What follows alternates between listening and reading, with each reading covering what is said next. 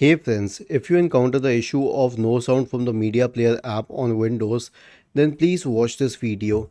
So before anything else, try to open some video on YouTube. Let's say you will open this video, any video, just to check if the sound is working, okay?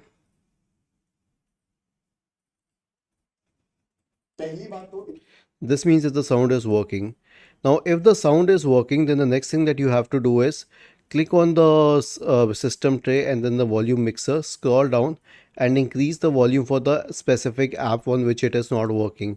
And if it still doesn't help, then let us say that the app is VLC. You can check if there is an option to repair and reset it, which does not exist. So simply uninstall it. Okay, uninstall it completely, and once it is uninstalled, open the Microsoft Store and then type VLC and hit enter.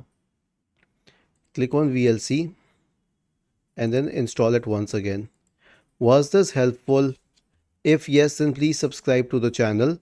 If not, then let us know in the comment section of the video on how we could help you further. Thank you for watching this video and have a nice day.